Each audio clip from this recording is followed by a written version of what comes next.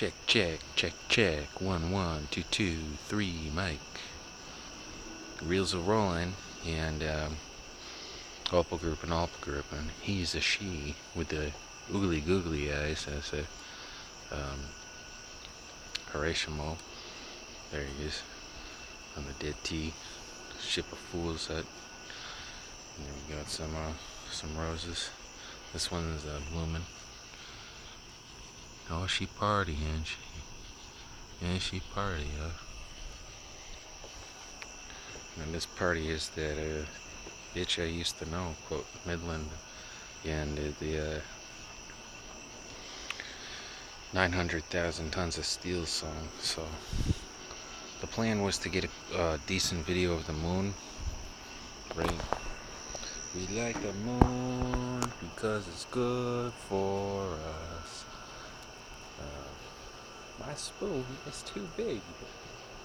And then right underneath it to the right there is Jupiter, but they've got some major cloud coverage coming, some heat lightning off them.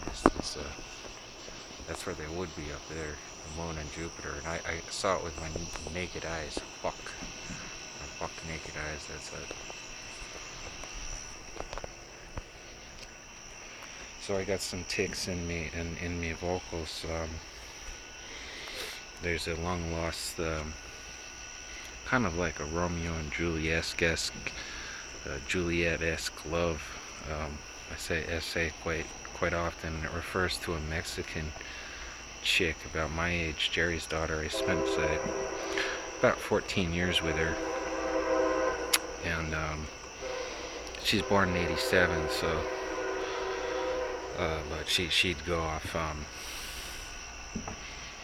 I don't know, doing whatever with the billionaires, and I'd see her, often. She'd visit me more than me visiting her out in California. I've never really been to California as far as I can account for. Anyway, she's in California now, and she was the VIP high roller on my Facebook page, but I was getting word that probably jealousy between her and her boyfriend is we used to meet, and I don't know what her and this random dude is, but that's about all I needed to get off my chest there. I say, you'll notice it in the past 3 minutes. It says,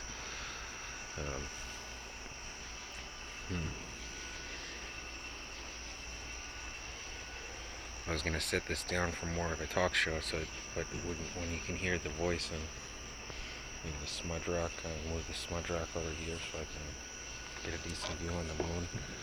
I'm having a couple of fire sticks.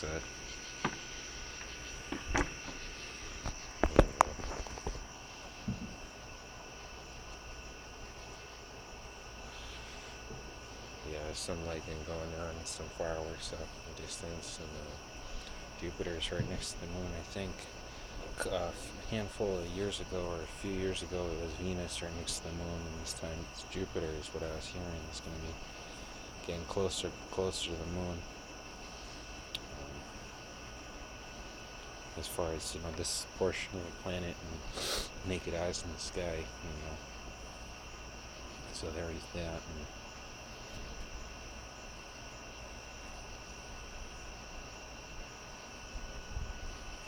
there was I don't have copies of the baby pictures of me and Kaylin together.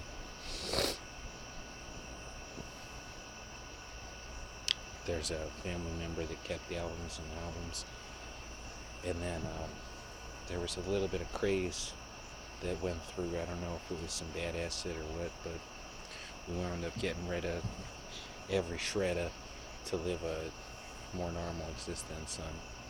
I think looking back on that, I'll agree it was a pretty bad idea to cut ties, with someone that to cut ties, to the extent where I don't have personal proof of any of that. And now I'm almost 30, I'm not 14. It's been like half my life as a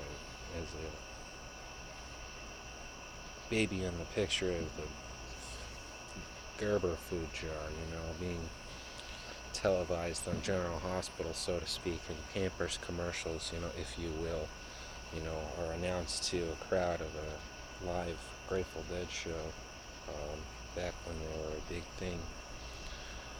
Let's say 600,000 people in attendance, and then passed about as bootleg. So that particular album becoming a Hollywood ordeal, is in my favor. Thankfully that happened while I was alive. I was able to get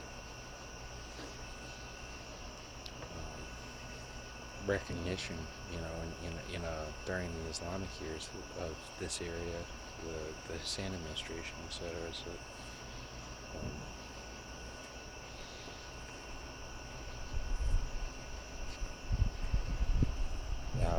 I think that album, and then the tourists that came along to this area afterwards, reinforcing my theories about being a baby in Brent Millen's arms, in Grateful Dead home movies, Kino Garcia's East Coast Playhouse, and etc. Um, helped keep me from not being murdered. Is that ran rampant through New Orleans City for nearly a decade.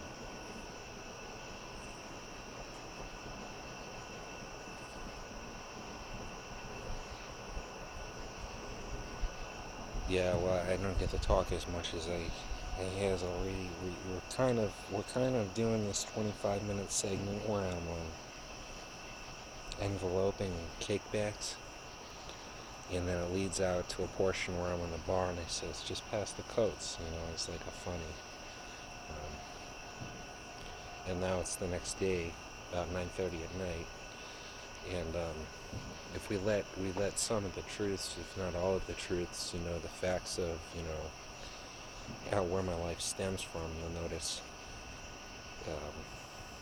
I start talking more on a personal note instead of telling the audience a bit of a background. So who are you again? Oh, yeah, well, I went over that and it took about a half an hour, and then so what's on your minds now? And what's going on? Well, the radio show was in entertainment purposes for originally in 2006 to help fight the post-traumatic stress disorder of someone pushing 100 years of age that had witnessed and was not feeble, strong as an ox, strong as built like a truck. So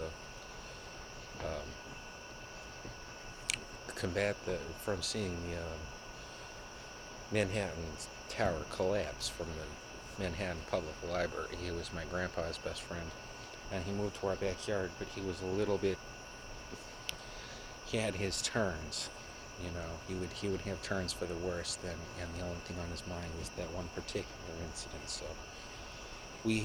there was the too much too fast as far as some kind of shamanic verbalization of the more amazing things like God's good graces, such as this myth of the character Aja from the NASA, or also known as Andrew, or Drew, or Andy, or whatever, and life in the 90s until late 2001, I said.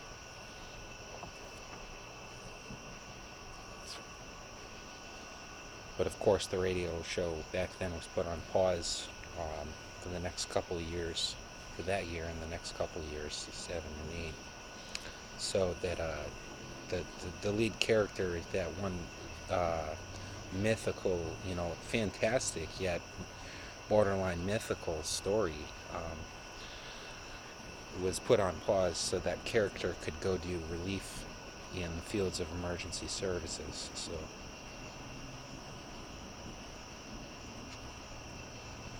eventually he ran into that one call he couldn't resist, an offer he couldn't refuse, and it was a possible fertilizer bomb in a skyscraper.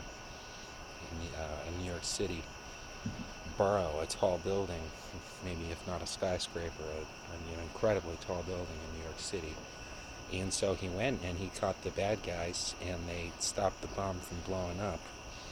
And he was this close to the precinct where he took a bullet, um, in an area where no man should. It wasn't below the belt, but it was the noggin itself. So similar to Roman from Chicago PD, except one rifle round, or assault rifle round, rather than two pistol rounds.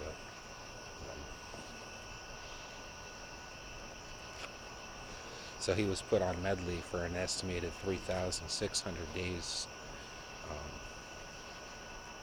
after neurosurgery, just to get readjusted to life, I guess, with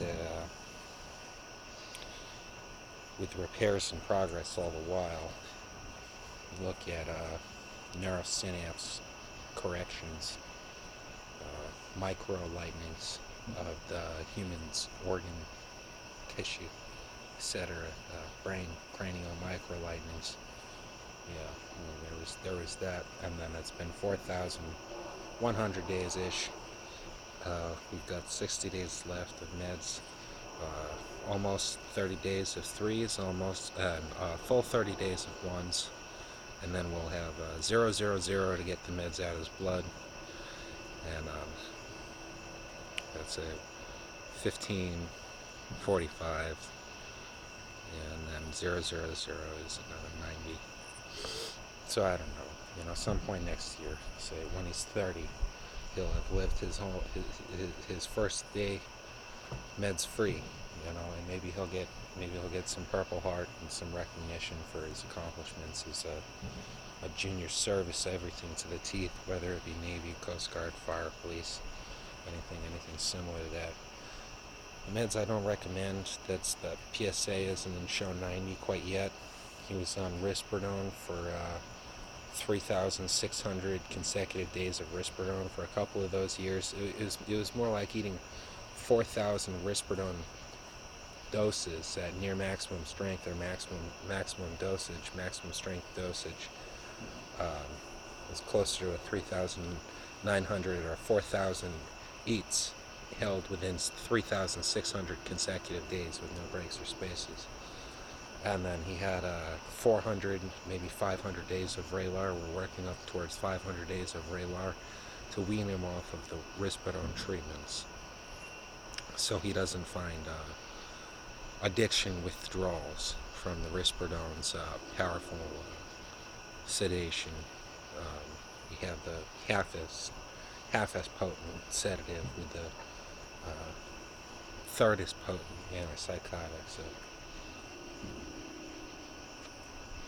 to cope with that, he enjoyed 65,000 single Native American spirit cigarettes, natural American spirit cigarettes. Yeah. His favorite colors were in the blues. Blue, turquoise, dark blue. Not much else. But 3,500 Red Bull. Probably the medium size.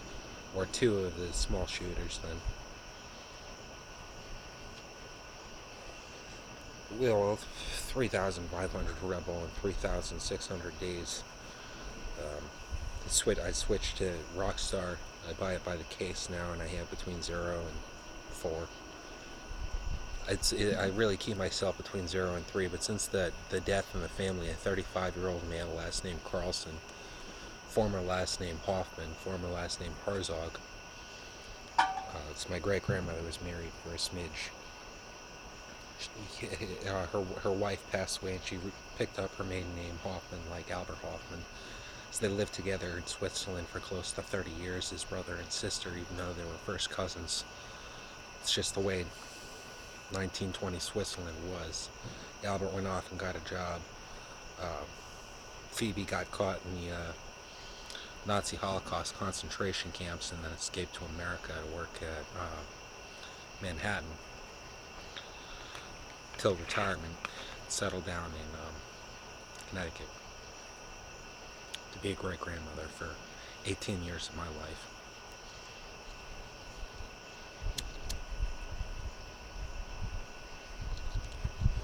So I'm asking for money. I have a GoFundMe written, and that's got my personal information on it, and it's no joke. I think it says something short and sweet as a 3,600 days worth of risperidone, or 3,600 risperidone doses, or something similar. It doesn't really have a long prolonged, but it drawn out anything. Now that medication can cause sudden death. One of its long prolonged uses side effects is random sudden death, as well as it can cause, while you're under the influence, there's heart palpitations, heart attacks, strokes, aneurysms, hemorrhages, seizures, whether it be a grand mal or just a fainting spell with twitches, loss of senses. Pick a sense, any sense. You might lose it 1, 2, 3, 4, 5 all at the same time, maybe. Smaller things, nothing really, larger than sudden death. I hadn't seen sudden death yet, is why I'm here. As far as I know, I haven't seen sudden death from the medication yet. The medication started right after neurosurgery, after seeing sudden death, and or survival through a near-death situation. Perhaps I did stay technically alive all the while. If you imagine Roman from Chicago PD, did he see sudden death for a smidge? And then he was somehow found within him, or there was a spark, auto-resurrection. His mind had died, and his body randomly turned back on. Sudden life is the miracle that's not acknowledged enough these days. Sudden life, the dead corpse sees sudden life. So there was that which I can bond over with only very few people. Sudden death, however, is run rampant, and sudden life afterwards is not always a thing. So I feel bad for that.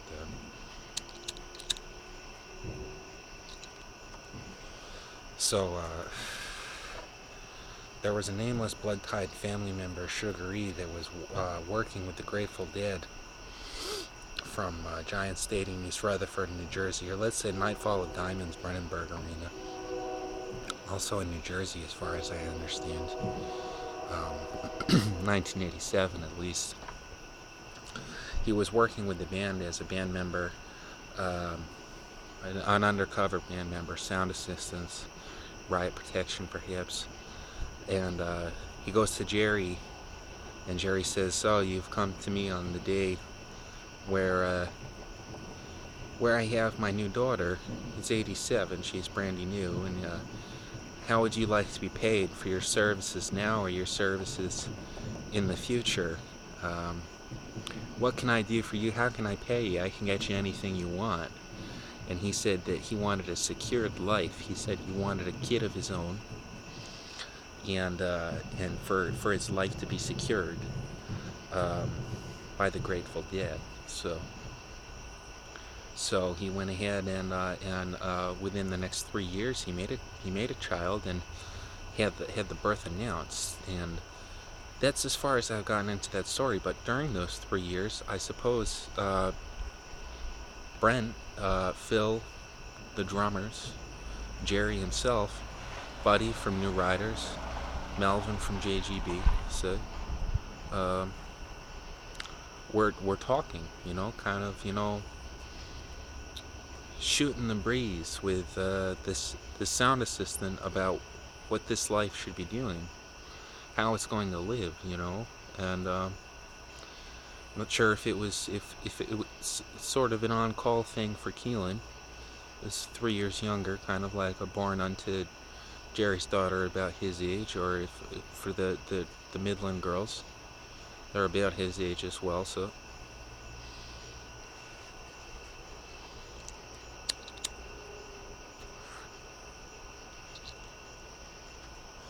I know from searching within that the Midland girls don't necessarily like me as much as Jerry's daughter is age, but So there was that, and then there was, it's been 20 minutes, and I might as well go ahead and find a chime offset.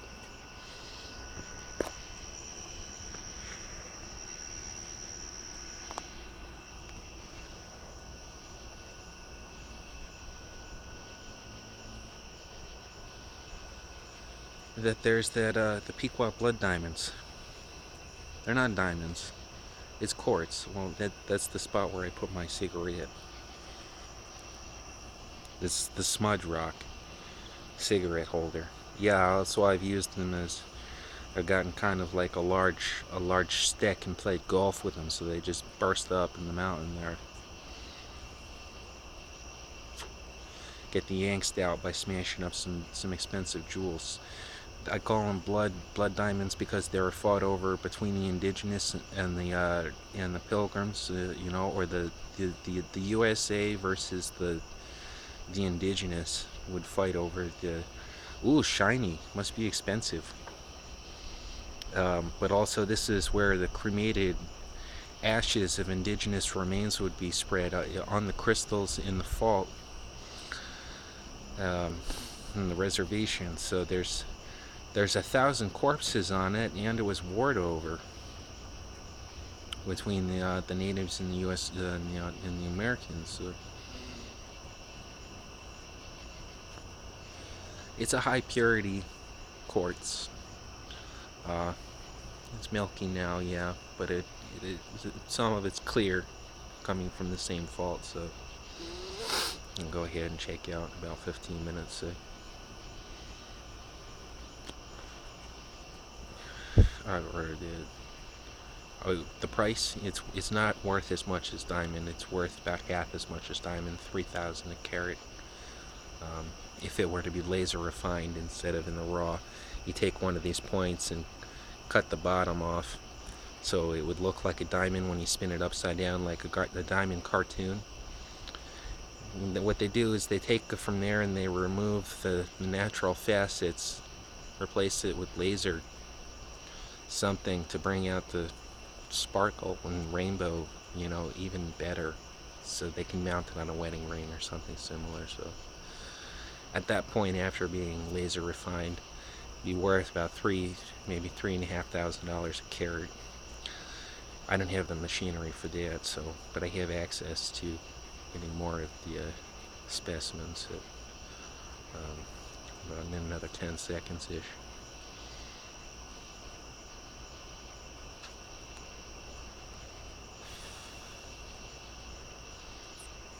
3, 2, 1.